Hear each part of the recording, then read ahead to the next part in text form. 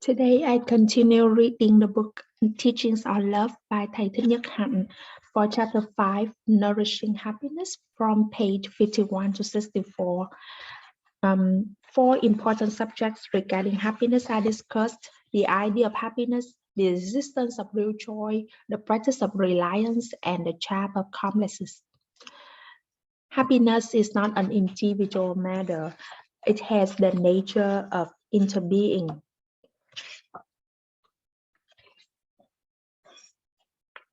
When you are able to make one friend smile, her happiness will nourish you also.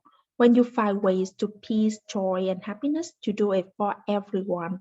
Begin by nourishing yourself with joyful feelings. Practice walking meditation outside, enjoying the fresh air, the trees, the stars in the sky. What do you do to nourish yourself? It is important to discuss this subject with dear friends to find concrete ways to nourish joy and happiness. Please also practice. May I know how to nourish the seeds of joy in him or her every day. Insert the name of the person you've chosen, your friend, brother, sister, or teacher, and nourish the seeds of joy in him or her. We often need to unburden ourselves of our suffering by sharing it with someone we trust. But we mustn't forget that she may be coping with her own pain and needs to be nourished by feelings of joy herself. If we pour our suffering onto her, she may become exhausted.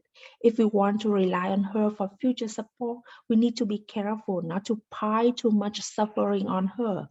She will reach her limit and will not be able to take it anymore. To love someone means to bring her joy and happiness in concrete ways. If you act skillfully, your words and actions will make her feel fresh and light.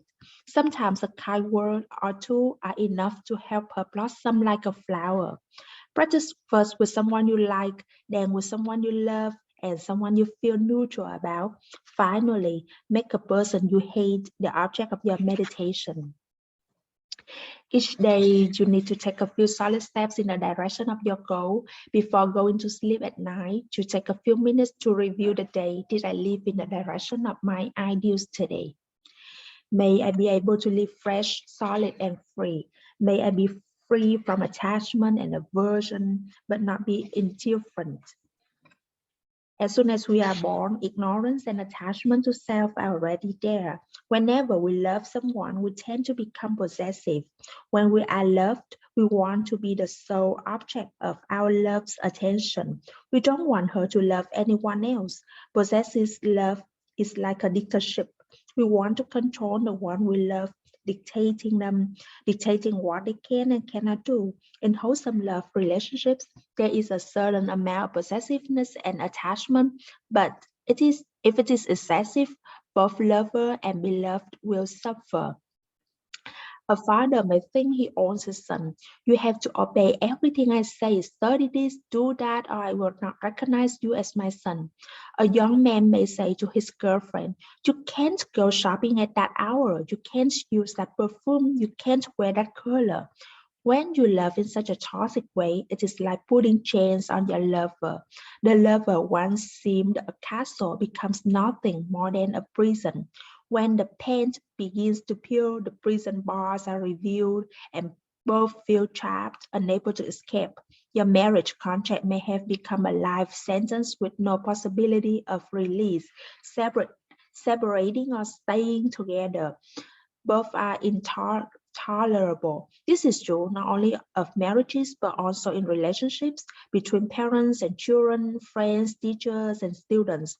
It is essential that we learn to love in a way that preserves our beloved freedom and allows us both to maintain our individuality.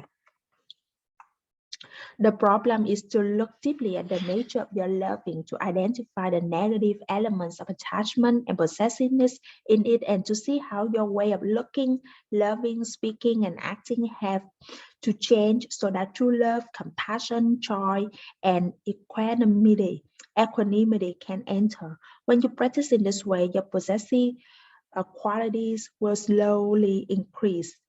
Your positive qualities will slowly increase. The Buddha's teachings on love are clear. It is possible to live 24 hours in a day in a state of love. Every movement, every glance, every thought, every word can be infused with love. The four immeasurable minds are strong concentrations. The concentration of love, the concentration of passion, the concentration of joy, and the concentration of equanimity. That's it for today.